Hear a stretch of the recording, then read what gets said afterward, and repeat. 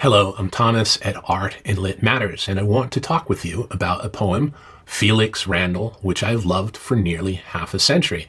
It is by the Victorian 19th century poet Gerard Manley Hopkins, who was born in 1844 and died in 1889. And yet, when I speak of Victorian or 19th century, it really is not telling the whole story, because Hopkins, like the work of Emily Dickinson, was not really understood or appreciated at the time he was writing, and so was not published and was not widely known.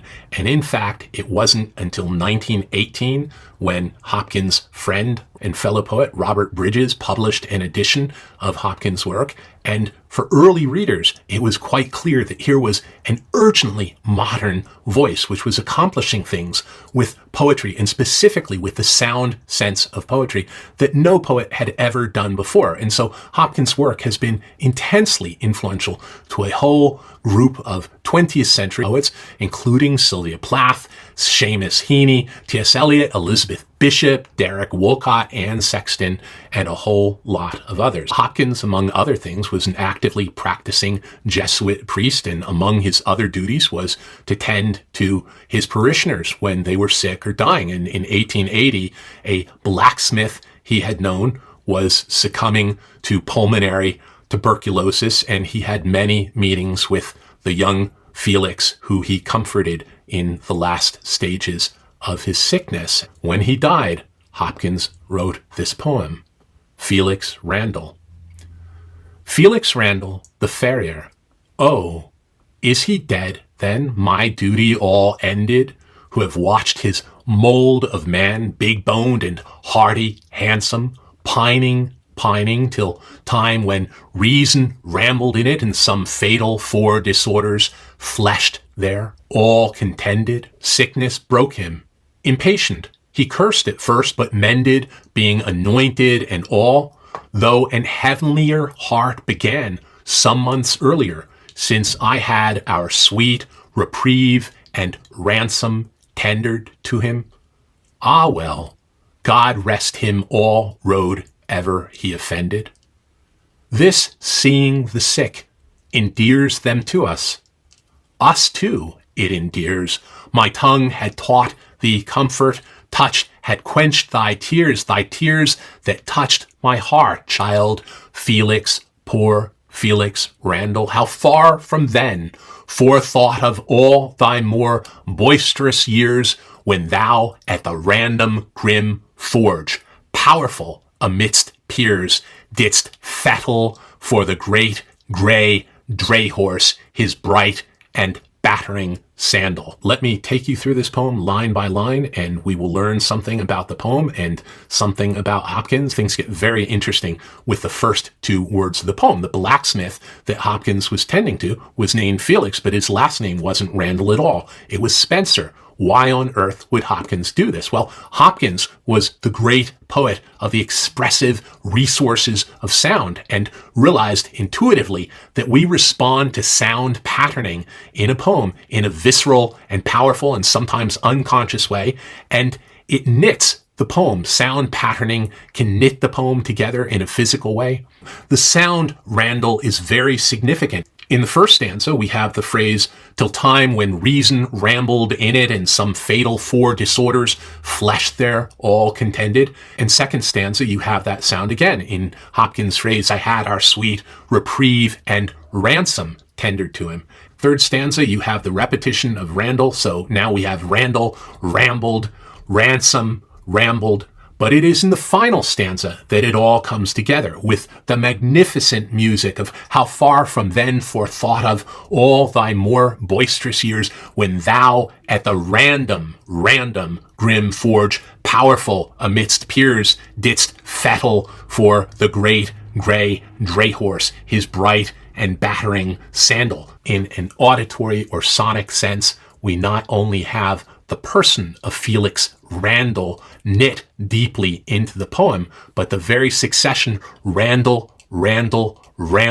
ransom, Randal, random, sandal builds towards a kind of crescendo. And if we're speaking of crescendo, that final line, didst fettle for the great dray horse, his bright and battering sandal, is almost Miltonic. It's heroic and elevated diction. So sandal, the final or terminal word, is rhyming on the very name of the person that Hopkins is remembering and is mourning. And that line is so significant in the overall movement of the poem. Hopkins is facing someone who is completely broken by their ill health. They can think back on an earlier time in their life when they stood powerful amidst peers.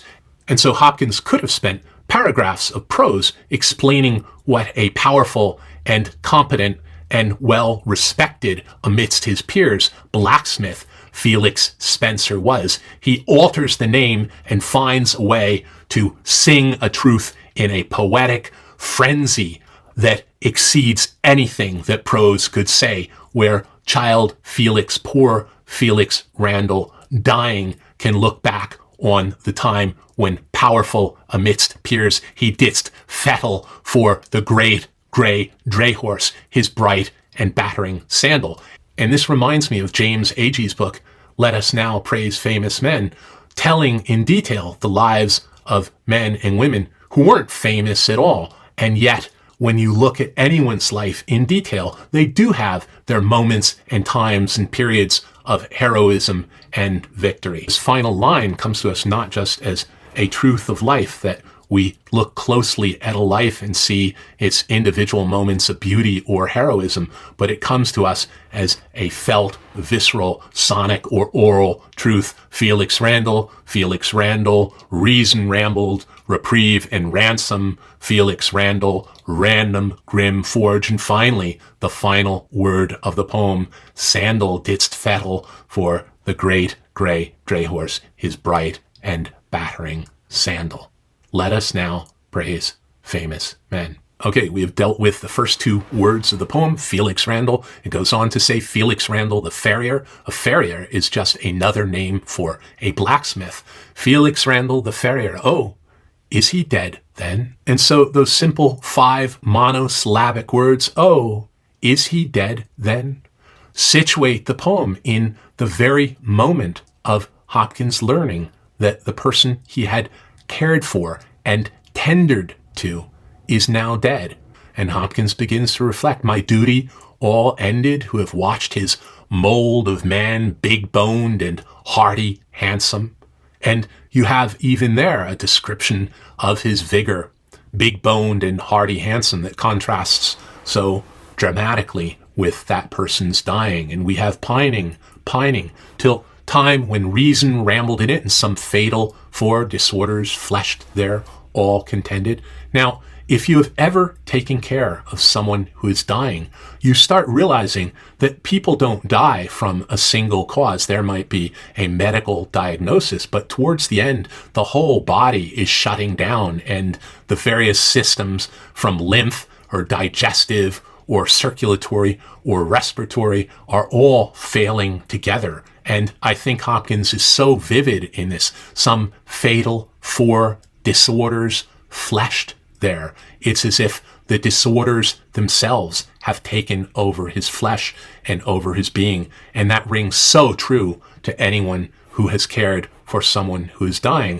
And then we have sickness broke him is just so stark and unequivocal, and it contrasts so dramatically with the process of Felix Randal coming to a sort of acceptance and emotional and spiritual healing, partly through the ministrations of Gerard Manley Hopkins. And then there's this wonderful phrase, tendered to him. Well, you could say I attended him or tended to him, but you have tendered to him, and it brings alive all the beautiful sense of the word tender and tenderness. I tendered to him. Hopkins in prose could have written a sentence of how he did his priestly duties and tended to his sick parishioner, Felix Randal, but in 3 words, tendered to him, he expresses and condenses the whole thing. He doesn't just attend to him, he does it with tenderness and with love.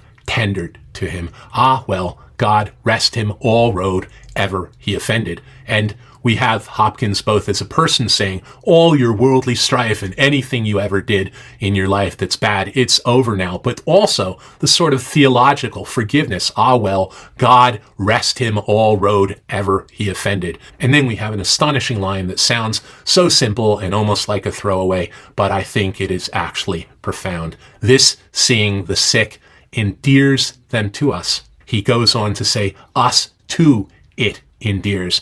And this is great because the process of caring for someone and all the generosity of spirit and love and care that we administer also fills us with more of a sense of care and sensitivity and inward love. Us too it endears. I've had as a back burner project for a couple of years now, a big video or writing project on the life and work of Gerard Manley Hopkins, but I think I'm changing my mind and we'll just do a series of videos on specific poems of Hopkins and use the poetry to explore the interrelation of Hopkins' work and his life. At any rate, I very much appreciate you watching this. If you liked it, please like and subscribe. It does make a difference to me.